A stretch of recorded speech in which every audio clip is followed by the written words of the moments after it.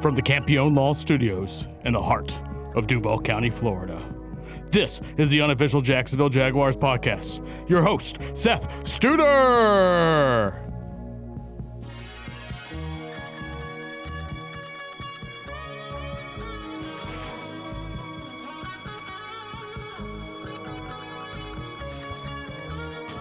They ain't ready. Let's go.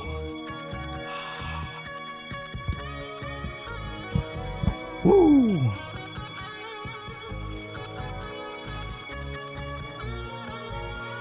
Yeah! Woo! Welcome to the 10th episode of the unofficial Jacksonville Jaguar podcast. My name is Seth Studer. Ladies and gentlemen, I have seen the top of the mountain, and it is good. Since I last saw y'all, a 48-20 drubbing over the Jets. And then finally, the matchup we've been waiting for. And the Jaguars dismantle the defense of the Denver Broncos. 34-20. For the listeners out there, I removed my starter jacket for something more appropriate for this occasion. Never worn a tuxedo to a podcast before, but, you know, good times. Figure I dress up for the occasion. So, thank you all for being here. I'd like to thank Campione Law. Bad things happen to good people.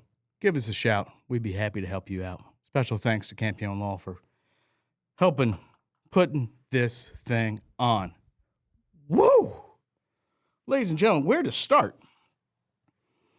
We are now on a, 6-game winning streak. Winning 7 of our last 8. And everything is coming together. Why not us? Why not now? I said in our last episode. And I repeat, why not us? Why not now for the Super Bowl? After that just statement game yesterday against the Broncos. Trevor Lawrence keeps stacking up games, just career game after career game after career game. I mean, Tennessee, Indianapolis, Jets, Broncos. Is that his best game? Who's to say? But what I saw in this last Broncos game almost eclipsed that, in the sense that they got home. The Denver defense played well against us, and it didn't matter. It didn't matter because William Trevor Lawrence showed up and continued to ball. He was pressured on about 46% of dropbacks and still diced them up for 3 touchdowns in the air and 1 over the ground. Just making play after play after play. You know, it reminds me of that Denver game back in that 1996 season, right? And one play in particular stood out to me. Back in 96, it was Mark Purnell, second down at the 50-yard line. He evades tacklers, weaves, and goes on like a 30-yard scramble. Now, and then I'm reminded of a play yesterday. Oh, I think it was about, 6 minutes on the clock, 3rd down and 8. Trevor, avoiding pressure again, slips out of the pocket, and Brunell-esque is able to stride down towards the first down marker and then does, some kind of dolphin dive there for the first down, allowing us to suck another 2-3 minutes off the game clock. We're up 14 points at that point, and, pretty much they couldn't come back. So, wow. And now the Jaguars, the same Jaguars that were 4-13 last year, with really not a lot of different pieces on their roster. A couple of veterans into Jordan Lewis, Eric Murray, a couple of veterans on the offensive line, but no big free agent money. And then we draft Travis Hunter. Obviously, he has not been part of the team during this winning streak. It's the same team. And now, still have a chance of the 1 seed. But more importantly, the team is playing the right brand of ball. Playoff football, going into Mile High. The stadium's so loud, you can see the camera shaking. And delivering. Right? So what to make of this? Right? Because again, this will be our best team since when? 2022? No, I think that this Jaguars team is better than that. Maybe 2007 with MJD and Freddie T with David Garrard playing solid ball. Jacksonville, you can think about that. But that Jacksonville team in 2017 only won 10 games. The one in 2007, I forget how many they won. But this is the best Jaguars team since when? Maybe 1999. Maybe 1999, which is insane for me to say. And, ladies and gentlemen, we're just going to recap these, get in, get out on this. But let's take a moment first to have a discourse about the Jaguars discourse, right?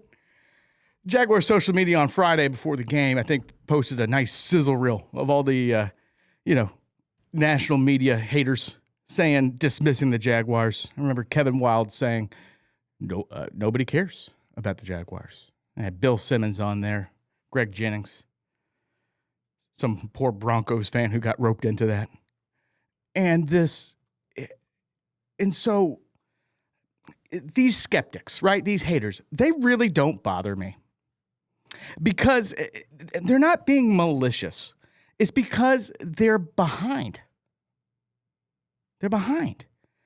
They're arguing with a version of the Jaguars that just, frankly, no longer exists.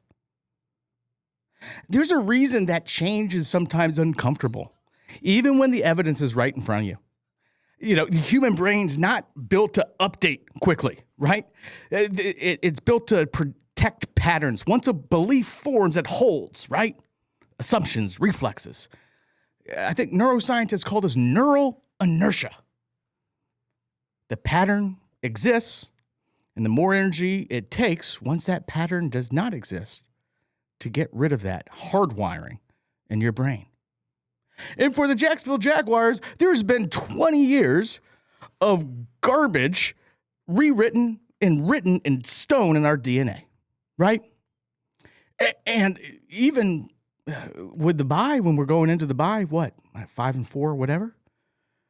It takes time to wash that stink off, right?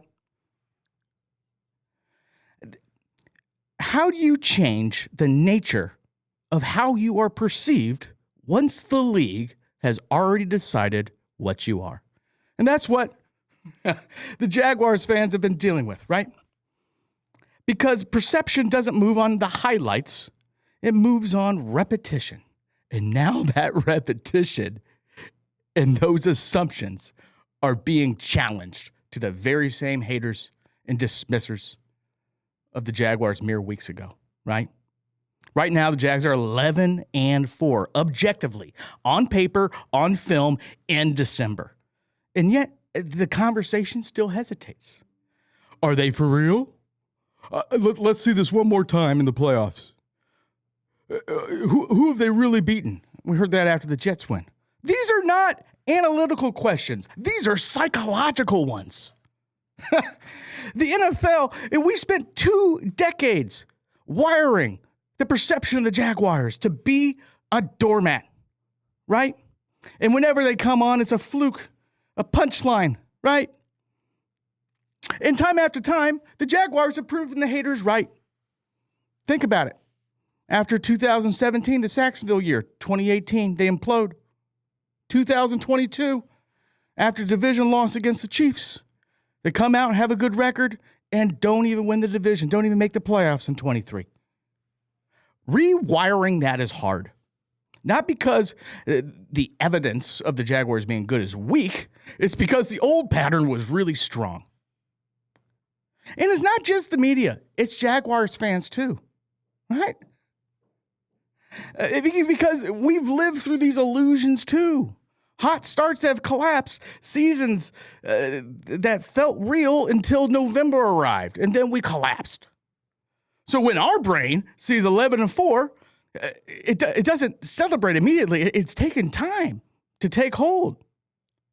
That's not pessimism. That's Pavlov's conditioning, right? It's like the dog with the electric shock collar. But the brain remembers pain more than it remembers successes. So think about that, right? But I think we can both see that this season is not a mirage. These wins have not been a mirage. We've played one of the hardest schedules in the NFL and gotten quality wins. Panthers, Chiefs, 49ers, dog walk the Chargers, Indianapolis. Now, we snapped the 11-game winning streak of the Denver Broncos at Mile High. It's the same quarterback in these last couple of weeks. Now, in the last few weeks, he's making the same throws.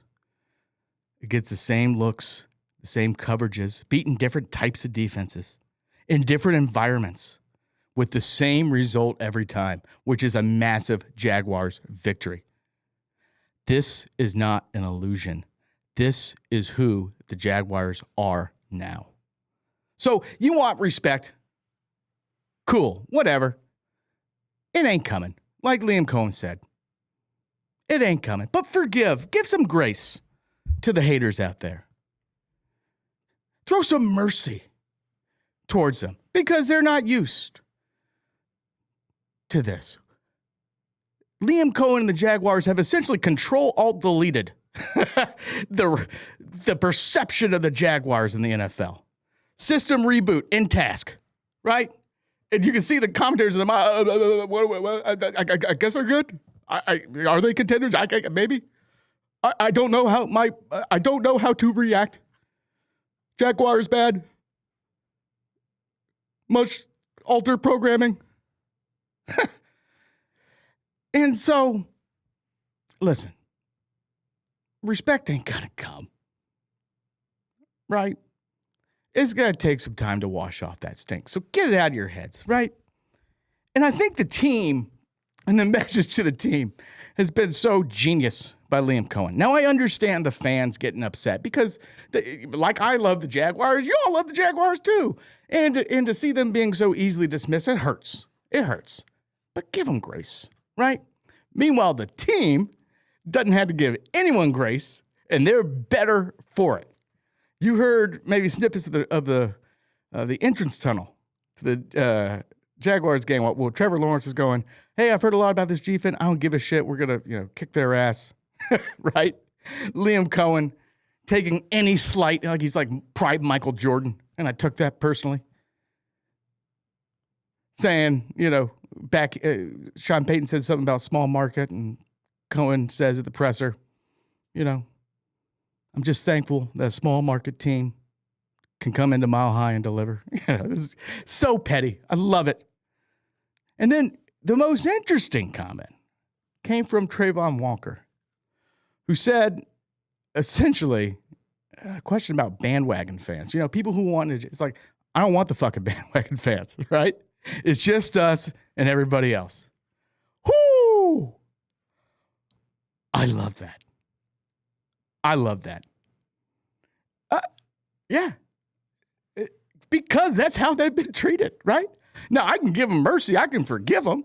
But they still said in the Jaguars, in the locker room, they've been collecting receipts. And the bill's coming due. So 11-4. How about them apples? Right?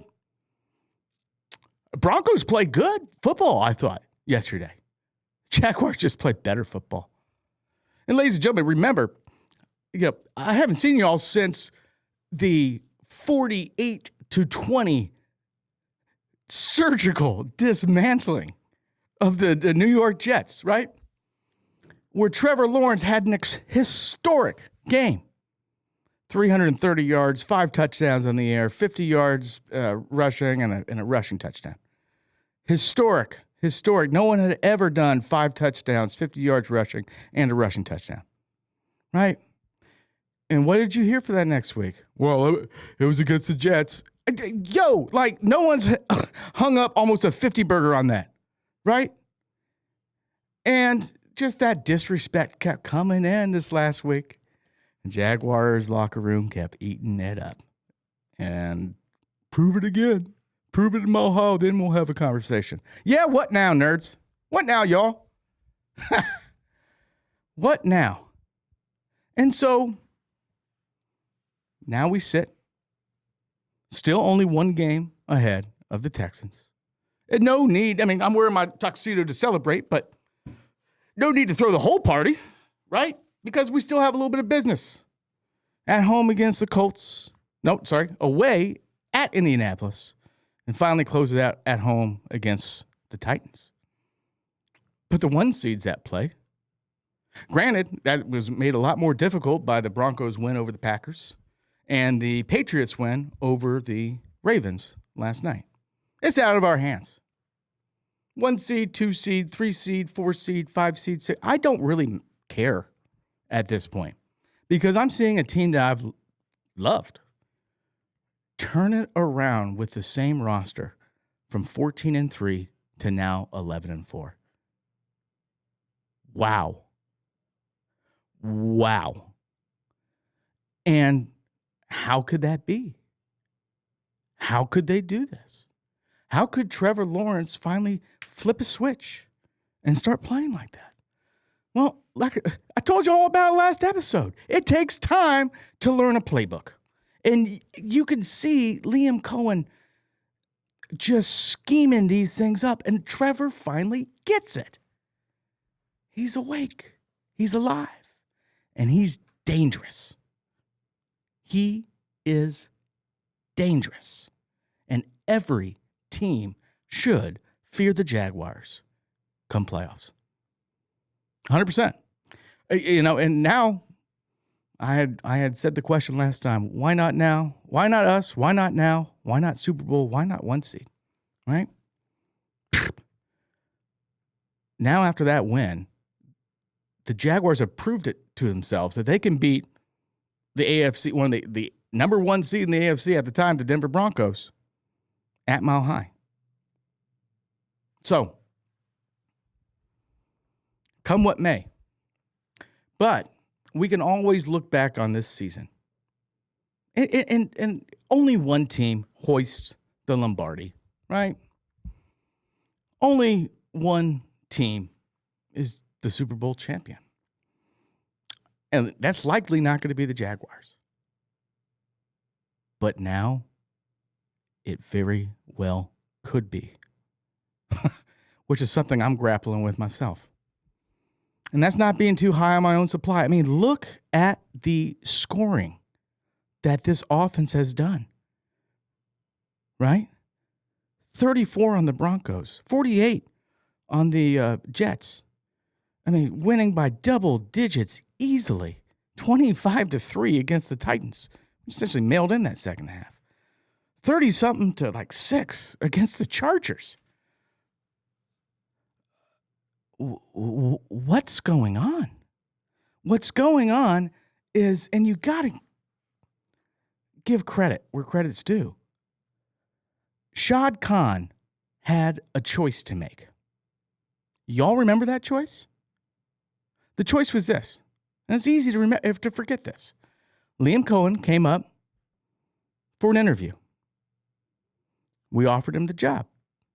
And he said, nah, thanks, but no thanks, because you got this guy in the general manager's office named Trent Baalke. And he went, and he made news by being, I think, the highest paid offensive coordinator and agreeing to be the OC with the Tampa Bay Buccaneers. And Shad Khan had a choice in that moment. And he fired Trent Baalke, and Liam Cohen came to Jacksonville. What could have been had he not done that? And Shad, he's a kind of a hands-off owner, Shad Khan, right? He lets people stay on for a little bit longer than they should when they haven't been giving him results. I mean, Gus Bradley was around for, 3-4 years? Trent Baalke, like a cockroach. I don't know how he survived as long as he did. But credit him for getting Tony Baselli as executive vice president, ditching Baalke for Cohen, hiring Zaddy Gladstones. And so with a first-year GM, first-year EVP, first-year head coach, first-year offensive coordinator, first-year defensive coordinator, we got a youth movement. This is year one of a rebuild, and we're 11-4. Holy crap. Holy crap. The job that these Jaguars have done. And so, obviously Lawrence has been on a heater, and he's looking like a top 5 quarterback. And what impressed me the most about Denver versus the other ones, I had mentioned that pressure rate, and he's still dicing them up. Compare that to the Seahawks game, where there was about a similar pressure rate, about 50%, right? And it just wasn't there. Trevor Lawrence, between Seahawks and now, night and day. Same with the Rams, very high pressure rate. So what's changed? Obviously, Jakobi Meyers. We talked about that last program, how much of a boon he has been to this team, just providing and opening up and like being a skeleton key for this offense. But it's not all on Jakobi Meyers. And we signed him, Jakobi, to an extension here this last week. Well-deserved. 3 years, $60 million. Good job, man. Hell yeah. And that's what I like seeing about, our front office, taking care of the players who have taken care of us. Without Jakobi Meyers, I think we would not be where we are. But it takes a quarterback to execute it, right? That's what Trevor's done. And so, back to the Broncos game. Broncos coming into that game, we're allowing in the red zone, I think, around 30-ish% of all red zone things being a touchdown. It was like the highest in the league. Jaguars convert at 80%, 4 out of 5. And that's where the play calling, right? Gone are Doug Peterson's and Press Taylor's schemes, right? Now we have a quarterback who's operating at a high level and being asked to make difficult throws. And he has the talent, the expertise, and the execution in order to do that. And that one slot fade on that first touchdown to Parker Washington, right? That pass to Brenton Strange, hauled it in with one hand, got away with offensive pass interference maybe. You just saw it all coming together. And to loop it back into the bigger picture here. When I said, why not us? Why not now? Is there a more complete team in the AFC? Right now? The Broncos, well, saw how that worked. The Patriots came back, impressive comeback against the Baltimore Ravens, but without Lamar Jackson. Patriots have benefited from a Charmin soft schedule. I think the easiest schedule since 1999. The Chargers, dog walked them. The Texans would be a good game. But their offense does not have anything close to the firepower their offense has. And their defense, while great, remember, we put up 29 points on them. And when we gacked that Davis Mills game away. The Bills are an interesting one. They got a Superman at quarterback. Josh Allen, fantastic. But can we run on them? Can their defense hold up to our offensive attack? I don't know. And understated during this winning streak is how good our defense has been. It's been so good. Campanile has just dialed back some of the crazier stuff that we've been doing and just been playing solid ball. Really, really solid ball. Bo Nix, I thought, played well. It's not like we're at the very beginning. I said the turnovers were unsustainable. They were, but now we're winning without them. And you just have all three levels just playing well. Defensive, well-sound football. It's just so cool to see. So the Jaguars are the most complete team in the AFC right now. And if Las Vegas, right, had forgotten everything prior to this season, and you were to ask them to handicap which AFC team is going to the Super Bowl, do like the Men in Black, memory wipe thing, what would Vegas say? I think they put the Jaguars as the most likely team to win, looking at the teams we've beat and recently how we've beaten them. Belt to ass Chargers, belt to ass Tennessee, belt to ass Indy, belt to ass Jets, belt to ass Denver. Whoo! Damn.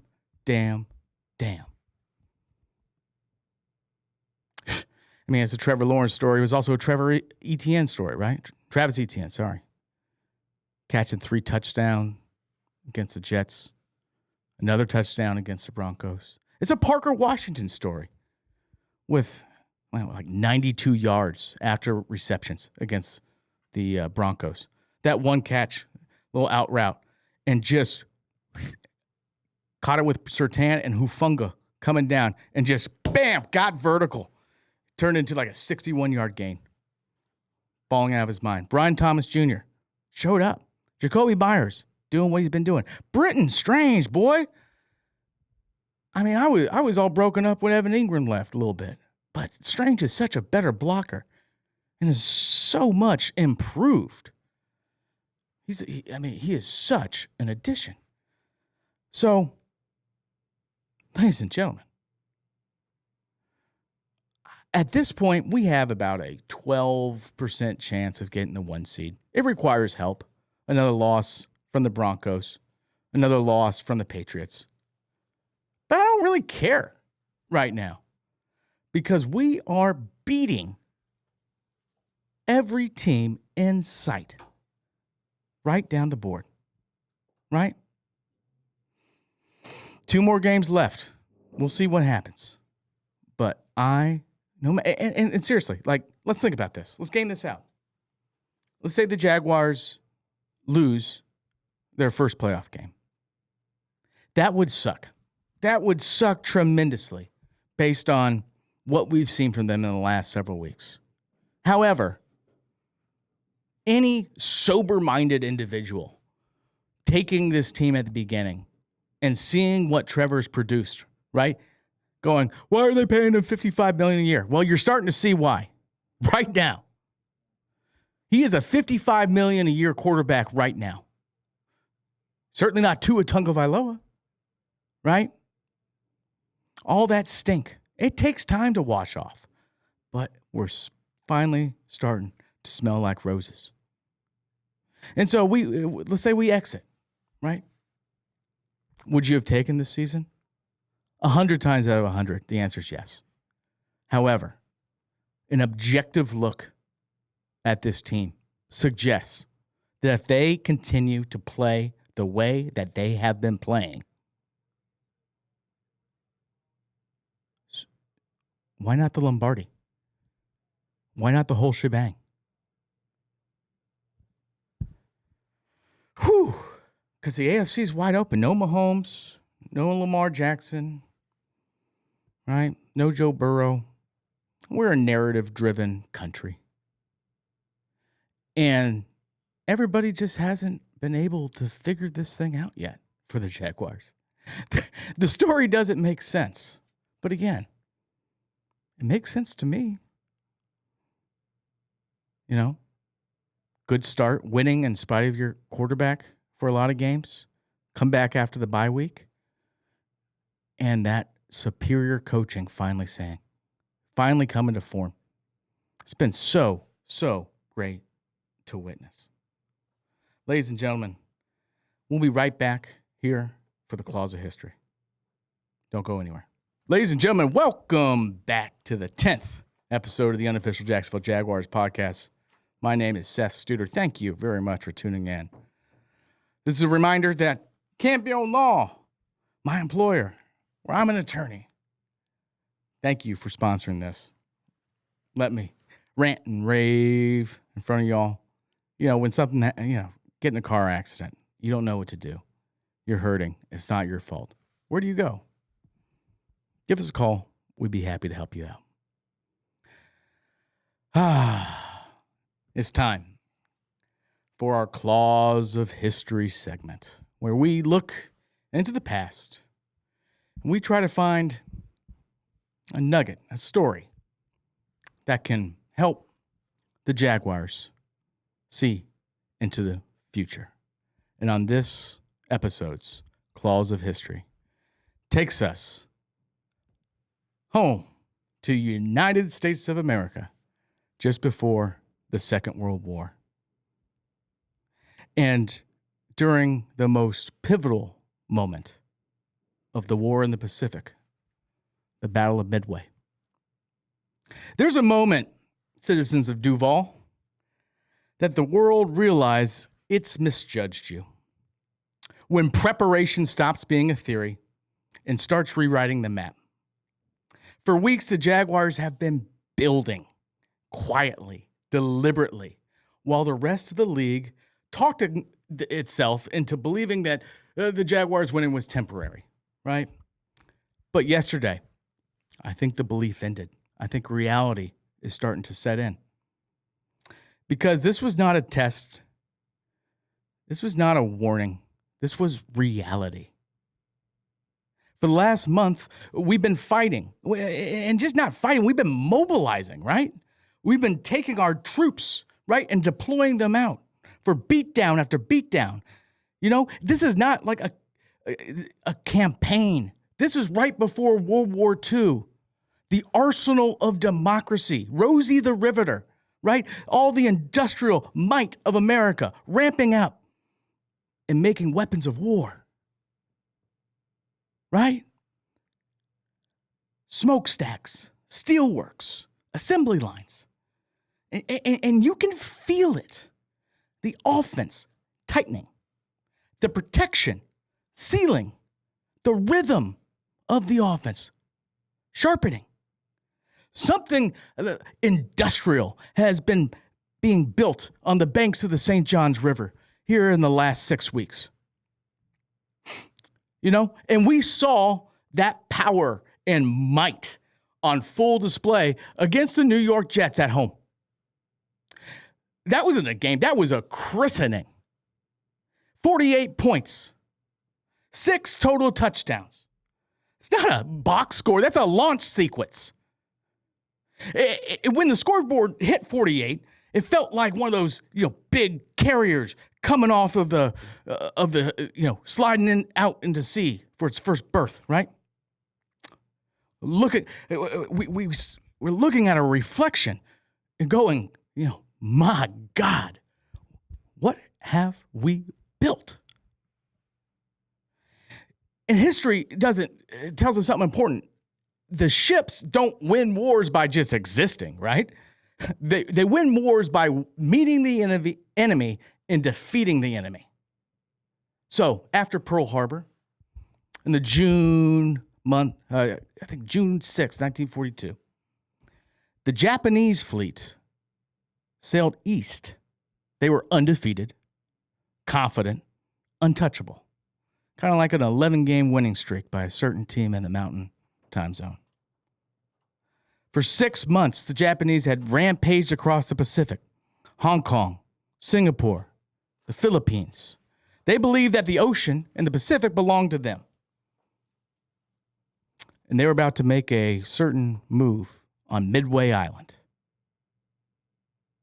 What they did not know was that the United States had cracked the Japanese's naval code. That the fleet was not scrambling to protect Midway. It was waiting. It had set a trap. And just like Liam Cohen's game plan against the Broncos, they fell for it. And when the trap was sprung, it took minutes. By the end of the day, 4 Japanese carriers burning, sinking, gone. And in only about 72 hours, the entire balance of the war in the Pacific changed on a dime. It was Midway because it happened halfway through the war, and also because it happened at Midway. And right now, in this moment, it was a turning point where the Jaguars have announced with a bullhorn that they've arrived on the scene. But it was Midway. The war didn't end there. But because of Midway, everything else after became and appeared to be possible. The Jaguars, after this win, everything seems possible.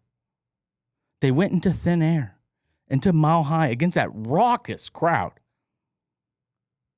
And for 60 minutes, Jacksonville didn't blink. They went blow for blow. It wasn't chaos. It wasn't emotion. This was execution. A 34-20 win that really never felt fragile. It was game in hand with several minutes remaining. So the Jaguars, they weren't reacting to Denver. They were anticipating them. Trevor was anticipating the blitz and making the good throws. Compare that to Seattle. Compare that to Los Angeles. Trevor Lawrence, they're on the naval bridge, right? Calm, deliberate, reading the intelligence reports of what the defense is showing. Tempo, poise, execution. That's what he showed on this game against Denver. And that's what Midway does, right? Midway was not just strength revealed, it was a surprise delivered. We talked about that surprise on the delivering that not just to the national media, but to our fans too. They had taken to winning. Finally, it feels like the ultimate prize is possible. And the Jaguars have been building this in plain sight, improving every week. But Midway didn't end the war, but it made the rest of the war possible. What came next was the postseason. The games that decide everything. The ones that test depth, nerve, and endurance. And these battles are still ahead. These battles are still in front of us. So let's not get high on our own supply. These battles will be brutal. They will be unforgiving. Just like after Midway. There was Tarawa, and Iwo Jima, and Peleliu, and Okinawa. Hard fights, close fights. There's no shortcuts here. There's no romance. Victory did not get easier after Midway, but the means to achieve glory became clearer. Now, you and I know there'll still be doubters. There'll still be tests. There'll still be brutal games ahead. Hostile crowds, elite opponents. But the surprise is gone now. The shock is gone now. The arsenal that America and the Jaguars have built, right?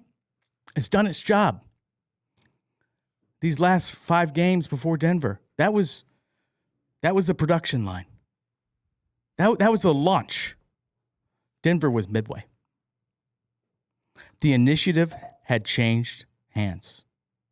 The Jaguars have arrived. The Jaguars are no longer building. The Jaguars are no longer proving.